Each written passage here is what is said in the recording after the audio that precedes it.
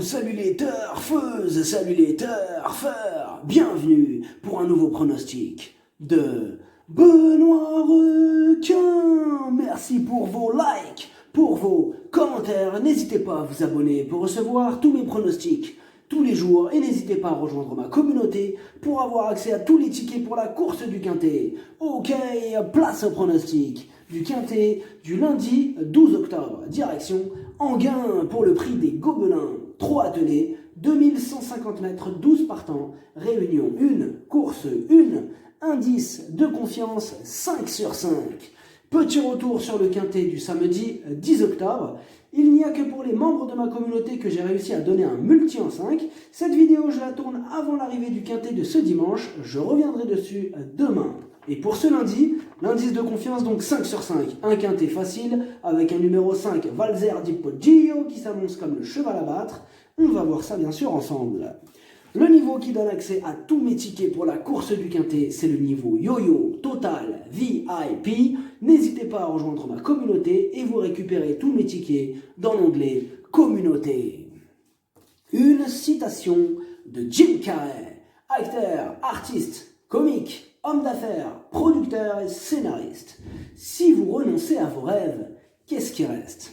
C'est vrai, qu'est-ce qui reste? Ah, c'est un bon, Jim Carrey. Il fait des bons films en plus, je vous invite à les regarder. Franchement, c'est un bon. C'est parti, on commence le pronostic. On commence avec le numéro 1, Wall Lotalov. En pleine forme, en plein dans sa catégorie. Sa place est sur le podium. Et on écoute son entraîneur Philippe Dojar. Wall Lotalov était en bonne condition à Laval. J'ai tenté d'attaquer Valzer di Poggio, mais il faut se rendre à l'évidence, le cheval de Jean-Michel Bazir est meilleur. Il sera encore sur notre route lundi à Enghien. Je signe pour que mon pensionnaire signe la même performance que la dernière fois. De condition, il est toujours aussi bien.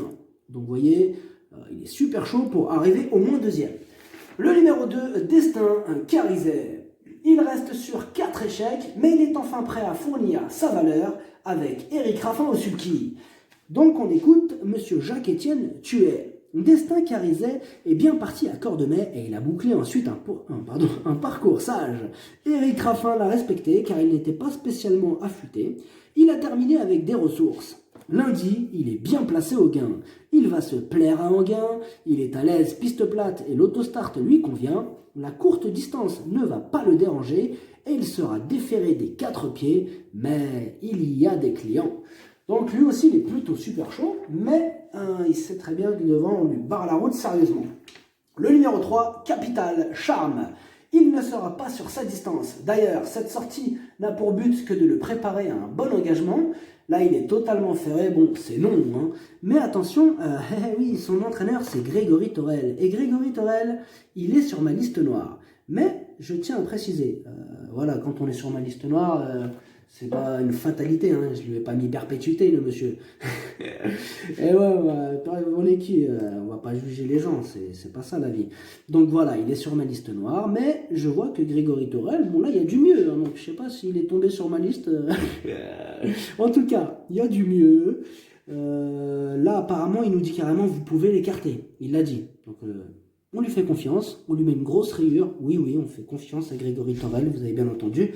Après, maintenant, évidemment, là, s'il termine dans les 5, là, je crois que je le mets sur une liste noire à vie. Perpétuité de liste noire. Mais non, mais bon, voilà. Là, je pense qu'il y a du mieux quand même. Donc, pourquoi pas pour une sortie de liste pour monsieur Grégory Torel. Bon, on l'écoute.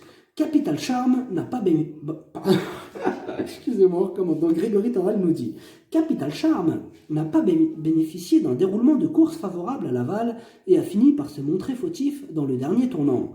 Comme ce n'est pas un spécialiste des courtes distances, il restera ferré et sera drivé à l'économie. Cette course va lui permettre de peaufiner sa préparation en attendant un bel engagement sur plus long la semaine prochaine.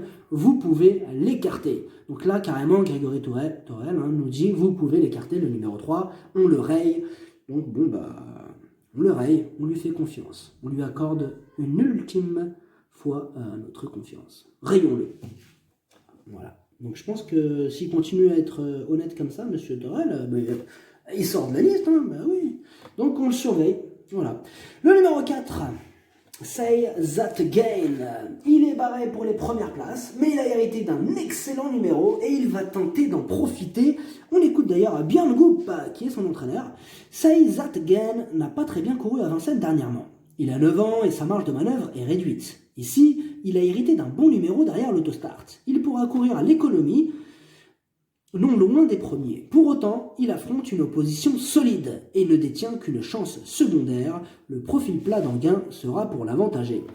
Bon, Björn Goop, il aime bien gagner, donc quand il dit, faut essayer de comprendre que quand il dit qu'il a une chance secondaire, c'est que voilà, ça va être dur d'approcher les 3 premiers. Mais je pense pas qu'il dit qu'il faut l'écarter. Hein. Après, chacun l'entend comme il veut, mais je le conseille de le garder. Le numéro 5, Valzer di Poggio, c'est le cheval à battre, c'est 9 dernières courses, 9 victoires, il vise une 10e victoire. Ah ouais, il est chaud. Jean-Michel Bazir, on l'écoute. Valzer di Poggio enchaîne les sorties victorieuses et je tiens le même discours à chaque fois. C'est-à-dire qu'il devrait logiquement poursuivre sur sa lancée. À l'entraînement, il affiche une forme irréprochable. Comme à son habitude, il sera déféré des postérieurs. Il a déjà réussi à Anguin. J'espère tout simplement que l'état de la piste ne jouera pas en sa défaveur. Donc oui, bon, c'est le seul petit point négatif. Hein. Il espère que l'état de la piste ne va pas nous jouer des tours. J'espère aussi quand même. Le numéro 6, Aramis Deia. Il monte en condition, il est sur sa top distance, déféré des 4 et confié à Mathieu Abrivard. Bien sûr qu'on le garde. On écoute David Alexandre. Aramis Deia n'était pas au top cet été. Il a eu quelques soins et sa dernière sortie à hier est franchement encourageante. Malheureusement, il se retrouvait à 2, le nez au vent, ce qu'il n'apprécie pas. Cette sortie lui a cependant pleinement profité. Lundi, il va se plaire sur ce tracé. Les courtes distances, c'est vraiment son sport. Il sera mis dans sa ferrure de façon à fournir sa valeur. Donc il est plutôt super chaud. Hein. Oui, l'entraîneur du 6, là, il est super chaud. Enfin, moi, je l'ai gardé très haut. Le numéro 7, Martin de Boss, il a la pêche, il fait quasiment toutes ses courses, il vise les 3 premières places, il s'annonce redoutable et on écoute Philippe Billard. Martin de Boss a hérité d'un numéro en dehors et va se plaire sur la piste d'Anguin. Avant le coup, je craignais plutôt une situation en seconde ligne. Il doit affronter quelques clients, parmi les étrangers, et notamment Valzer di Poggio. Il est en forme et est prêt à répéter sa bonne valeur. Le numéro 8, Bel Air. La régularité ne fait pas partie de ses principales qualités. En 12 courses, 2 fois à l'arrivée, il n'a pas de marge pour une 5e place au mieux. Et on écoute Franck Boismartel. Bel Air découvrit une tâche compliquée sur la grande piste de Vincennes et il m'a déçu récemment à Cordemais. L'ostéopathe l'a manipulé cette semaine et il semble mieux. Certes, il est idéalement engagé sur un parcours qu'il apprécie particulièrement, mais l'opposition est relevée. Une petite place me satisferait d'autant qu'il n'a pas hérité d'un numéro idéal. Donc, bon, comme vous voyez, il n'est pas super chaud. Il vise une petite place, quoi. Voilà. Le numéro 9, Excellent Day. Sa discipline de prédilection, c'est le trop monté. Et cette fois-ci, il restera ferré. Énorme non. Bon, on écoute quand même l'entraîneur ou pas? Ouais. Ok, ça marche. Patrick Awas. Excellent Day est plus fiable sous la selle. Mais à l'avenir, il n'est pas incapable de surprendre à l'attelé.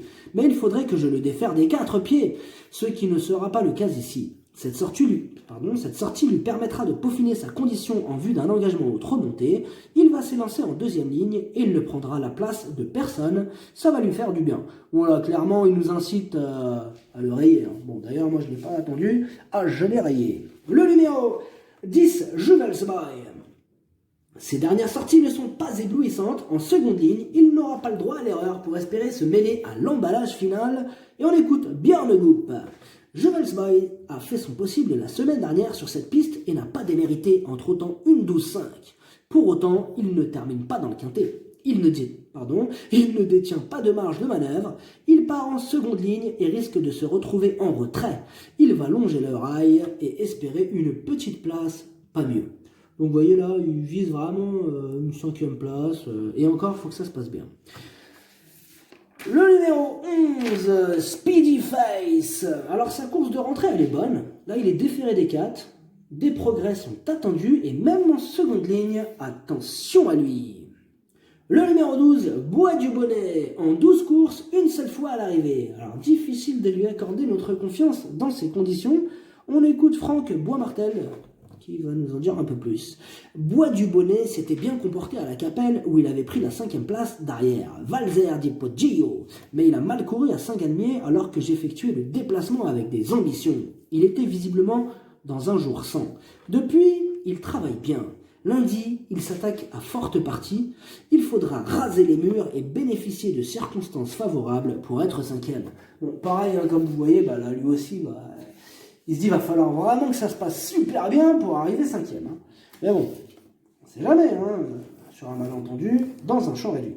Le pronostic, ça donne 5, As, 7, 6, 2, 4, 11, 8, cheval de complément le 10, si jamais un autre non partant et ça peut arriver le 12. Merci d'avoir suivi cette vidéo, n'hésitez pas à vous abonner pour recevoir tous mes pronostics tous les jours et n'hésitez pas à rejoindre ma communauté pour avoir accès à tous les tickets pour la course du quintet, à jouer avec modération. Bonne chance, choupez-le moi, ciao.